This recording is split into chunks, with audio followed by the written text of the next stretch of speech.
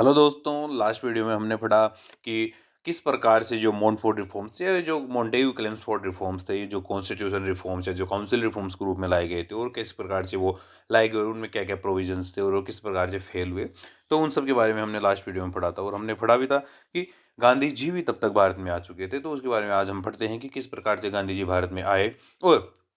कैसे-कैसे उन्होंने आगे प्रोग्रेस किया, तो उसके बारे में आज हम पढ़ते हैं। जिसमें कि फर्स्ट है कि जैसे early career and exploitation with truth in south Africa की साउथ अफ्रीका में उनका किस प्रकार की जो प्रोग्रेस रही या फिर जो किस प्रकार से उनके साथ जो एक्सप्लॉइटेशन हुआ और जो अदर जो उनके जो सिस्टम्स है उसके बारे में हम पढ़ते हैं। इसमें हम सबसे पहले बात करते हैं कि इनका जन्म है अक्टूबर 2 अक्टूबर 1869 को पोरबंदर जो ये काठियावाड़ जो डिस्ट्रिक्ट है गुजरात में वहीं पे उनका इनका जन्म हुआ था। इनके फादर थे इनके पिता थे वो एक प्रकार से दीवान जो गुजरात जो स्टेट था उसके दीवान थे। इनकी पढ़ाई इंग्लैंड में पूरी हुई और 1898 में ये साउथ अफ्रीका गए थे, जो कि अपने एक जो दादा अब्दुल्ला नाम के कोई क्लाइंट थे इनके, उनके जो केस के लिए ये साउथ अफ्रीका गए थे 1898 में। वहाँ इन्होंने फेस किया रेसिज्म, इनके साथ रेसिज्म किया गया या फिर इनके साथ एक प्रकार से भेदभाव किया गया, जिसमें इनके ऊपर जैसे कि वहाँ पे जो गोरे कालों का भेद चल रहा था वो यहाँ पे किया गया। और इन्होंने सोचा कि मैं अफ्रीका पे रुकूंगा और जो भी इनके साथ जो डिस्क्रिमिनेशन हो रहा है, जो इंडियन वर्कर्स उनके साथ जो डिस्क्रिमिनेशन हो रहा है, वो उनके साथ मैं वो उसके लिए फाइट लड़ूंगा। जिसके बाद में इन्होंने जो इंडियन वर्कर्स थे उनको ऑर्गेनाइज किया और ताकि वो अपने जो उनका राइट है उसके लिए वो आवाज़ उठा सके। तो ये 1914 तक साउथ अफ्रीका में रहे और उसके बाद में ये भारत में आए। और जो इंडियंस थे वो एक प्रकार से जो साउथ अफ्रीका में जो इंडियंस थे उनको 3 कैटेगरीज में डिवाइड किया जाता है, जिसमें कि फर्स्ट हम बात करें जो इंडेंचर्ड इंडियन लेबर्स थे, वो जो जैसे कि जो कोई एक कॉन्ट्रैक्ट बेसिस के ऊपर वहाँ पे अफ्रीका में जाया करते थे, तो उनके बारे में बात करते हैं। जो सेकंड हम बात करते हैं वो है मीमैन मुस्लिम्स और थर्ड हम बात करते हैं जो एक्स इंडेंचर्ड लेबर, जिनका एक प्रकार से जो कॉन्ट्रैक्ट था वो पूरा हो चुका था। तो जो एक्स इंडेंचर्ड लेबर्स थे वो भी एक प्रकार से भारत में वापस नहीं आए लेकिन वो वहीं पे साउथ अफ्रीका में ही रहने लगे। तो उसके बारे में हम आगे बात करते हैं। जिसमें जैसे मॉडरेट फेज ऑफ स्ट्रगल जो कि 1894 टू 1906 तक उनका फेज चला, जिसमें के बाद जो गांधी जी थे वो एक प्रकार से जो ब्रिटिशर्स थे या फिर जो साउथ अफ्रीकन गवर्नमेंट थी उसको लगातार पेटिशंस और जो मेमोरीज थी उस लगातार अथॉरिटीज को भेजा करते थे। और साथ में उन्होंने वहाँ पे एक नेटल इंडियन कांग्रेस भी वहाँ पे स्टार्ट की और उन्होंने अपना एक इंडियन ओपिनियन नाम से एक न्यूज़पेपर भी स्टार्ट किया। इसके बाद हम बात करते हैं जो फेज ऑफ पैसिव रेजिस्टेंस और सत्याग्रह जो 1906 टू 1914 तक चला, इसमें कि वो पेटिशन और जो मेमोरीज या फिर जो एक प्रकार से जो गवर्नमेंट थी उनके साथ जो उनको प्लीज करते हुए एक प्रकार से थक चुके थे, तो उन्होंने स्टार्ट किया। अब एक प्रकार से सत्याग्रह का उन्होंने मकसद अपनाया। जो पैसिव रेजिस्टेंस था उसका उन्होंने एक माध्यम लिया, जिसमें कि इनको 1906 में इसकी शुरुआत हुई, जिसमें कि उन्होंने जो एक प्रकार से पैसिव रेजिस्टेंस या जो सिविल डिसोबीडियंस नाम से एक प्रकार से नया जो सत्याग्रह का जो नया सिस्टम था उन्होंने एक प्रकार से नई फिलोसफी उन्होंने ईजाद की। जिसके बाद हम बात करते हैं जो सत्याग्रह अगेंस्ट रजिस्ट्रेशन सर्टिफिकेट्स, जिसमें कि 1906 में इन्होंने स्टार्ट किया। जिसमें कि जो साउथ अफ्रीकन गवर्नमेंट उसने एक नया लेजिस्लेशन लेके आए कि वो जो इंडियंस है वो एक प्रकार से जो एक सर्टिफिकेट है वो हमेशा अपने साथ रखेंगे, जिसमें उनके जो रजिस्ट्रेशन उनका जो रजिस्ट्रेशन नंबर होंगे और साथ में उनके फिंगरप्रिंट्स भी उसमें होंगे, तो हमेशा उनको अपने साथ कैरी करना होगा जहाँ भी वो ट्रेवल करेंगे। लेकिन इस वजह से गांधी जी ने सभी को मना कर दिया कि एक प्रकार से ये डिस्क्रिमिनेटरी प्रैक्टिस है जिसको हम एक प्रकार से बिल्कुल भी फॉलो नहीं करेंगे। तो उनके अंडर में इंडियन वर्कर्स थे उन्होंने भी इस चीज़ को डिनाई कर दिया कि हम भी एक प्रकार से जो सर्टिफिकेट्स हैं वो सबमिट नहीं करेंगे। इसके बाद में गांधी जी ने स्टार्ट किया कि हमें कंटिन्यूसली जो पैसिव रेजिस्टेंस एसोसिएशन उन्होंने बनाई ताकि वो जो लॉज हैं उनको कंटिन्यूसली डिफाइन कर सके, फिर उन्हें तोड़ सके। जिसके बाद में उन्होंने जो सत्याग्रह की टेक्निक्स थी वो भी एक प्रकार से जो एडवर्सरीज थी उनके खिलाफ जो स्टार्ट की, जिसमें कि जो विदाउट वायलेंस ये वर्क किया जाता था, जिसमें कि बिल्कुल शांति से या फिर एक बिल्कुल भी वायलेंस को सहारा नहीं लिया जाता था। तो और जब गांधी जी लगातार जो लॉज थे उनको डिफाई करते रहे, तो गांधी जी को एक प्रकार से वहाँ पे जेल भी हुई और जेल होने जिसमें कि उन्होंने जो वहाँ पे जो सर्टिफिकेट्स थे वो भी एक प्रकार से इशू करने से गांधी जी ने मना कर दिया था। इसके बाद हम बात करते हैं कि जो रजिस्ट्रेशन सर्टिफिकेट थे उनकी पब्लिकली बर्निंग की गई ताकि वो एक प्रकार से गवर्नमेंट थी उसके खिलाफ अपना गुस्सा जाहिर कर सके। उसी के साथ साथ में जो इस वजह से ज़्यादा प्रॉब्लम्स हुई, तो इस वजह से एक प्रकार से जो कॉम्प्रोमाइज़ था वो दोनों गवर्नमेंट्स के बीच में हुआ। इसके बाद हम बात करते हैं जो campaigns against restriction on Indian migration की, जो इंडियन का माइग्रेशन है एक प्रकार से मतलब कि एक प्रोविंस से दूसरे प्रोविंस में जाने के लिए जो एक प्रकार से उन्हें एक लाइसेंस इश्यू करना लाइसेंस उन्हें दिखाना होता था, था। तो उसके लिए भी जो इंडियंस थे उन्होंने मना कर दिया कि हम भी एक प्रकार से ये भी एक डिस्क्रिमिनेटरी प्रैक्टिस है, क्योंकि यहाँ के जो पीपल्स है उनके ऊपर ये प्रैक्टिस नहीं यूज की जा रही है, जबकि ये प्रैक्टिस केवल इंडियंस के ऊपर ही यूज की जा रही है। तो उन्होंने रिफ्यूज कर दिया कि हम किसी भी प्रकार का कोई लाइसेंस नहीं दिखाएंगे। इसके बाद हम बात करते हैं जो campaigns against poll tax and invalidation of Indian marriage, जिसमें कि जो पोल टैक्स था वो 3 पाउंड का एक पोल टैक्स जो एक्स इंडेंचर्ड लेबर जो इंडियन लेबर्स थे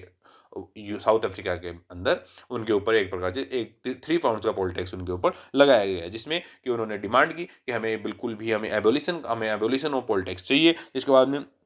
वहाँ के जो सुप्रीम कोर्ट था उसने ऑर्डर दिया कि जो भी इमेजेज जो भी मैरिजेज एक प्रकार से जो क्रिश्चियन राइट्स के अंडर में नहीं हुई या फिर अकॉर्डिंग टू क्रिश्चियन राइट्स जो भी मैरिजेज नहीं हुई उनको एक प्रकार से इनवैलिड घोषित किया जाता है। इस वजह से ये एक प्रकार से जो ऑनर ऑफ वुमेन के ऊपर या ऑनर ऑफ वुमेन के ऊपर ये आघात किया गया। इस वजह से बहुत सी वुमेन्स को गुस्सा हुआ और वो भी एक प्रकार से मूवमेंट थी उसमें एक्टिवली पार्टिसिपेट करने लगी, जिसकी वजह से उनको एक प्रकार से बैकवर्ड होना पड़ा। और उसके बाद हम बात करते हैं नेक्स्ट जो प्रोटेस्ट अगेंस्ट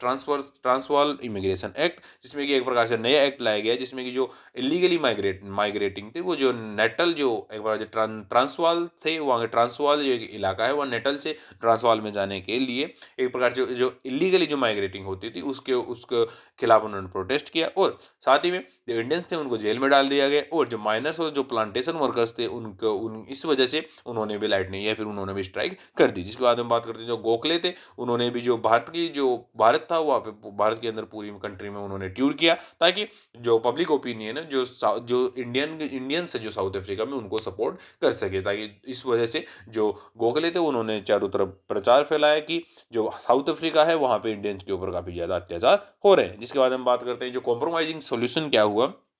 जो सीरीज ऑफ नेगोशिएशन स्टार्ट हुई जिसमें कि बहुत से लोग इस कंटिन्यूसली पार्टिसिपेट किए, जिसमें कि हम मैन बात करें तो जिसमें गांधी जी थे, लॉर्ड हेस्टिंग्स थे, शेफ एंड्रूज थे और जनरल स्मर्ट्स थे। उन्होंने एक एग्रीमेंट किया और जिसमें कि उन्होंने फाइनल में जाके एक बहुत ही ज़्यादा या फिर बहुत टाइम्स नेगोशिएशन करने के बाद में साउथ अफ्रीका और गांधी जी के बीच में नेगोशिएशन हुआ। और इस वजह से गांधी जी ने अगर हम बात करें जो गांधी जी के क्या क्या एक्सपीरियंसेस रहे साउथ अफ्रीका के अंदर, जिसमें कि उन्होंने फाउंड मास, अगर उसमें हम फर्स्ट पॉइंट की बात करते हैं तो found masses have immense capacity to participate and sacrifice, कि जो मासेज है या फिर जो पीपल्स की एक बहुत बड़ी संख्या है उसके पास काफ़ी ज़्यादा उनके पास कैपेसिटी काफ़ी ज़्यादा उनके पास एनर्जी है, वो किसी प्रकार के मूवमेंट को एक प्रकार से पार्टिसिपेट कर सकते हो, उसके लिए किसी प्रकार का सेक्रीफाइस दे सकते हो और किसी भी एक छोटे से मूवमेंट को भी एक मास के रूप में वो बड़ा बड़ा मूवमेंट बना सकते हैं। तो इस वजह से गवर्नमेंट को बैकफुट पे होना होगा। तो इस वजह से उन्होंने मासेज की जो कैपेसिटी थी उसके बारे में समझ में बैठा। और साथ ही हम सेकंड पॉइंट की बात करते हैं वो है able to unite Indians different religions and classes,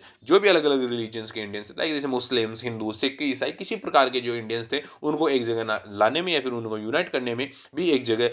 Gandhi ji को समझ में आया कि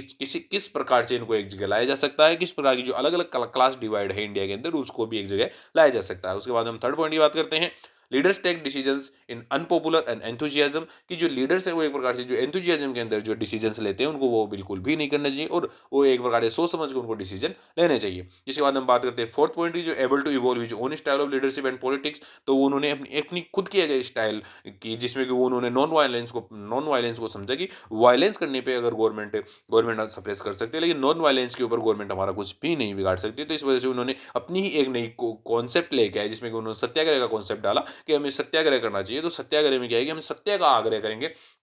जिससे कि गवर्नमेंट के खिलाफ हम किसी प्रकार का वायलेंस करेंगे नहीं और गवर्नमेंट हमारे ऊपर किसी प्रकार से फिर वायलेंस नहीं कर पाएगी। जिसकी वजह से हम बात करते हैं नेक्स्ट जो गांधी की टेक्निक्स थी सत्याग्रह की वो किस प्रकार से वर्क करती थी, जिसमें कि जो एक प्रकार से सच्चाई और नॉन वायलेंस के ऊपर बेस्ड था और साथ ही में एक जो Christian requirement of turning the other cheek and the philosophy of Tolstoy की, जिसमें जो टॉलस्टॉय की जो फिलोसफी थी उसके ऊपर भी ये डिपेंड करता था। जिसके बाद हम बात करते हैं कि जो एक प्रकार से जो नॉन वायलेंट रेजिस्टेंस है वो किसी प्रकार के एविल को, किसी प्रकार का जो दुश्मन है, किसी प्रकार का जो एक बुरा इंसान है उसको कहीं पे भी झुका सकता है। जब हम बात करते हैं कि जो सत्याग्रही कौन होगा, एक बार जो सत्याग्रही है उसकी डेफिनेशन, जो सत्याग्रह करेगा वो सत्याग्रही कहलाएगा और जो सत्याग्रही कौन होगा उसकी डेफिनेशन क्या है उसके बारे में बात करते हैं। तो वो है तो एक प्रकार से सच्चाई पे रहेगा, हमेशा सच्चाई के ऊपर टिका रहेगा, नॉन वायलेंट रहेगा, फियरलेस रहेगा, एक प्रकार से बिल्कुल भी उसे किसी प्रकार का डर नहीं होगा और वो किसी भी प्रकार से वायलेंस नहीं करेगा। उसके बाद हम बात करते हैं कि works on principle of withdrawal of cooperation and boycott, वो एक प्रकार से जो कोऑपरेशन को विड्रॉल करने में और जो बॉयकॉट के जो मूवमेंट्स हैं उनको चलाने में भी वो काफ़ी ज़्यादा सहयोग करने वाला ही एक प्रकार से सत्याग्रही मूवमेंट होगा, जिसमें कि एक प्रकार से वायलेंस का किसी प्रकार का सपोर्ट नहीं होगा। जिसके बारे में हम बात करते हैं कि इसमें नए-नए मेथड्स इजाद किए गए, जिसमें कि जैसे non payment of taxes, declining honours and positions of authority, तो ये सभी को एक प्रकार से डिफाई किया जाए। कंटिन्यूअसली हमें उनके जो लॉज हैं उनको तोड़ा जाए, और लॉज को तोड़ा जाए वो भी एक नॉन वायलेंस तरीके से, जिसमें कि एक प्रकार से एक्सेप्ट सफरिंग, जो सफरिंग से उसको एक्सेप्ट किया जाए, और साथ में एक बार no ill feelings and hatred for wrong doer, जो गलत कर रहे हैं उनके खिलाफ किसी प्रकार की हेट्रेड ना हो। मतलब हेट्रेड, अगर हेट पैदा होगी तो हेट पैदा होने की वजह से आप वायलेंस के ऊपर उतरेंगे, तो इस वजह से कि हेट पैदा ना हो, उन्हें सिर्फ और सिर्फ उन्हें बताना है कि आप ये गलत कर रहे हैं। तो ये इसका माध्यम था कि एक सत्याग्रह का माध्यम ये था कि एक रॉन्ग डूअर उसको बताना कि आप गलत कर रहे हैं। ये भी एक अच्छी फीलिंग है। तो उसी में कि उन्होंने इसके बारे में आगे बताया कि नेवर बो बिफोर द एविल, की एक प्रकार से जो एविल है या फिर जो बुरा आदमी उसके सामने कभी भी झुको मत, और साथ ही में जो एक प्रकार से जो ब्रेव और जो बहादुर और जो ताकतवर इंसान है वही सत्याग्रह प्रैक्टिस कर सकता है, क्योंकि एक ताकत या फिर जो नॉन वायलेंट रहने के लिए ही आपको ताकत चाहिए, वही ही एक प्रकार से सत्याग्रह को आगे प्रमोट कर सकता है। जिसके बाद हम बात करते हैं कि जो एंड है वो could not justify the means, कि एक प्रकार से जो एंड है वो मीन्स को जस्टिफाई नहीं करता है। मतलब इसका मतलब ये नहीं है कि एंड अगर अच्छा है तो मीन्स भी अच्छे होंगे, या फिर अगर हम बात करते हैं जो मीन्स अच्छे हैं तो वो एंड भी अच्छा होगा। तो वो उसकी फिलोसफी के ऊपर गांधी जी वर्क किया करते थे। उसके बाद हम बात करते हैं कि गांधी जी इंडिया में कब आए और गांधी जी का इंडिया में आगमन किस प्रकार से हुआ। तो गांधी जी भारत के अंदर लगभग जनवरी 1915 में भारत में आए, और उन्हें सबसे पहले जो एक प्रकार से जो उनके पॉलिटिकल गुरु थे गोपाल कृष्ण गोखले, उनके द्वारा उन्हें एडवाइस दी गई कि आपको पहले पूरे इंडिया का टूर करना चाहिए और फिर देखना चाहिए कि इंडिया में किस प्रकार की सिचुएशन है, किस प्रकार से लोग एक प्रकार से गरीबी का सामना करने, किस प्रकार से वो एक दूसरे की जो अदर जो अथॉरिटीज है उनके खिलाफ लड़ रहे हैं। तो आपको एक प्रकार से टूर करना चाहिए और भारत की सिचुएशन को चेक करना चाहिए। जिसके बाद हम बात करते हैं कि उनका फर्स्ट जो सत्याग्रह हुआ वो हुआ चंपारण सत्याग्रह, जो कि 1917 में हुआ, और जिसे एक प्रकार से फर्स्ट सिविल डिसोबीडियंस के रूप में भी जाना जाता है। कि चंपारण डिस्ट्रिक्ट से ही एक व्यक्ति थे राजकुमार शुक्ला, उनकी रिक्वेस्ट के ऊपर गांधी जी ने इस जो रिवोल्ट था इसको, इस सत्याग्रह या फिर इस सत्याग्रह को स्टार्ट किया, जिसमें उनके जो वहाँ के प्रॉब्लम्स थे उनके ऊपर काफ़ी ज़्यादा जो फार्मर्स थे वहाँ के ऊपर उनके ऊपर प्रॉब्लम्स चल रही थी, क्योंकि उनके ऊपर जो इंडिगो प्लांटेशन थी, जो चंपारण जो बिहार के अंदर इस डिस्ट्रिक्ट है वहाँ पे कंटिन्यूसली उनके ऊपर जो इंडिगो प्लांटर्स थे, और जो उनके ऊपर फोर्स किया जा रहा था फार्मर्स के ऊपर कि आपको इंडिगो प्लांट करना चाहिए क्यों। और लेकिन अगर हम बात करें जो यूरोपियंस थे वो कंटिन्यूसली फोर्सिंग कर रहे थे पीजेंट्स को कि आपको इंडिगो जो प्लांट करनी चाहिए, जिसमें कि वो तिनखतिया सिस्टम, जिसमें कि वो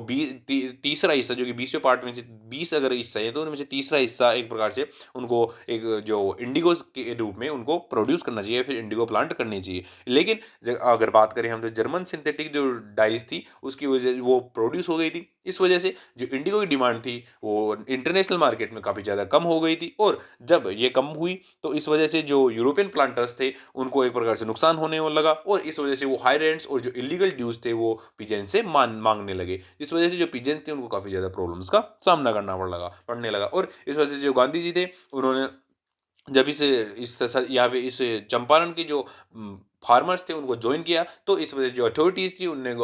गांधी जी को ऑर्डर दिया कि आपको ये एरिया छोड़ देना चाहिए, आपको बिल्कुल भी जो गवर्नमेंट है उसकी जो मेन जो वर्क है उनके अंदर आपको इंटरफेयर नहीं करना चाहिए। लेकिन गांधी जी ने ऑर्डर को डिफाई किया, क्योंकि उनको तो मानना है कि सत्याग्रही वही है जो गवर्नमेंट के रूल्स को तोड़े, और इस वजह से उन्होंने गवर्नमेंट ने एक कमेटी अपॉइंट की, गांधी जी के प्रेशर के अंदर गवर्नमेंट ने कमेटी अपॉइंट की, जिसके अंदर जो तिनकटिया सिस्टम था उसको अबॉलिश कर दिया गया, और साथ ही में जो पीजेंट्स थे उनको कंपेंसेट किया गया, जिसमें कि सभी ने एक प्रकार से डिसाइड किया, या फिर गांधी जी ने कहा कि हमें 100% नहीं, हमें आपका 25% जो कम मनी है जो आपने हमसे छीना है एक प्रकार से लीगल ड्यूज और जो हाई रेंट्स के रूप में, उसका हमें 25% हमें पीजेंट्स को वापस करना है। तो इस प्रकार से सभी जो अदर जो एक प्रकार से प्लांटर्स इंडिगो प्लांटर्स थे उन्होंने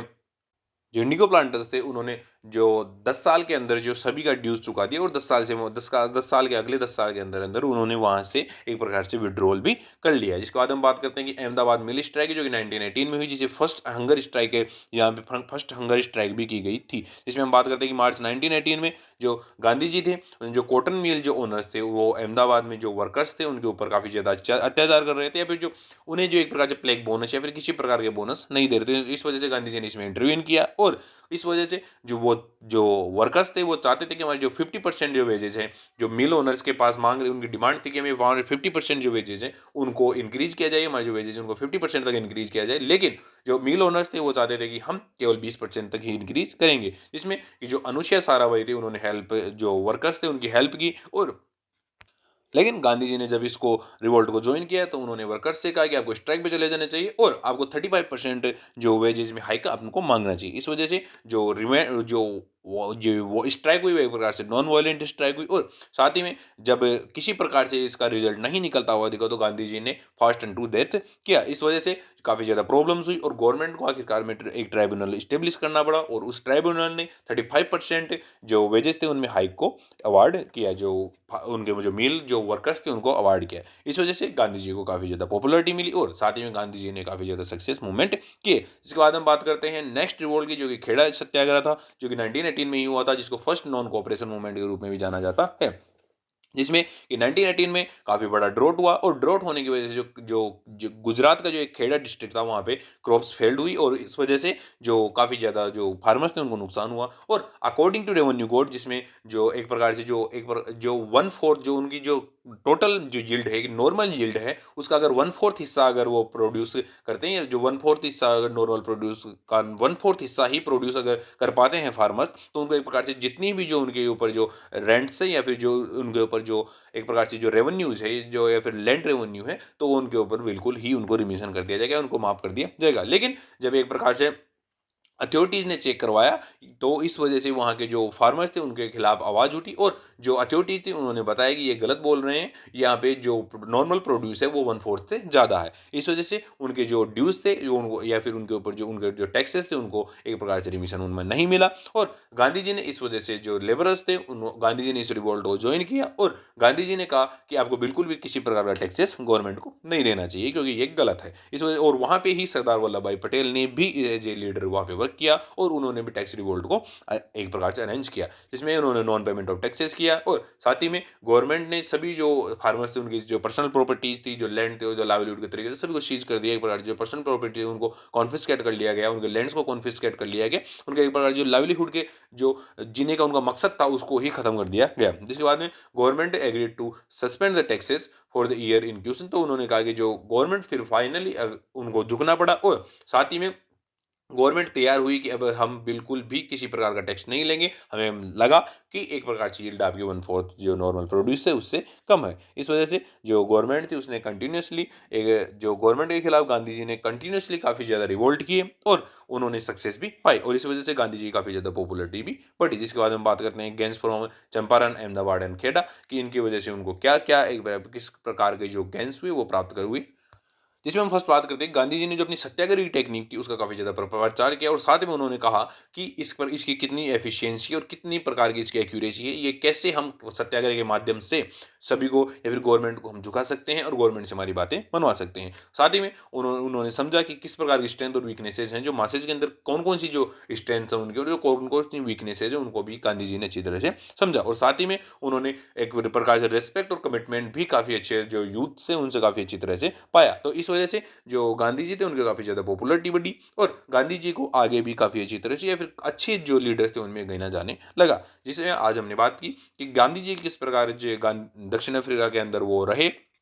और साथ ही में उन्होंने किस प्रकार से अब इंडिया के अंदर आए और उन्होंने किस प्रकार से 3 रिवोल्ट किए, जिनमें उन्होंने चंपारण, अहमदाबाद और खेड़ा जो रिवोल्ट थे उन्होंने किए। अलग-अलग पैटर्न इनमें यूज़ किया, अलग-अलग सत्याग्रह का पैटर्न उन्होंने यूज़ किया और सत्याग्रह को किस प्रकार से सत्याग्रह की एफिशिएंसी थी, उसको किस प्रकार से उन्होंने इंट्रोड्यूस किया, जिसके बारे में आज हमने पढ़ा। जिसके बाद अब हम अगले वीडियो में पढ़ेंगे कि और गांधी जी ने किस प्रकार के वर्क किए और किस प्रकार से उन्होंने अगले जो मूवमेंट्स थे, लाइक जैसे हम बात करें जो उनका खिलाफत आंदोलन था, तो वो भी कैसे चला है, तो उसके बारे में हम अगले या फिर उसके बाद में नॉन कोऑपरेशन मूवमेंट था, वो कैसे चला है, तो उसके बारे में हम अगले वीडियो में पढ़ेंगे। Thank you.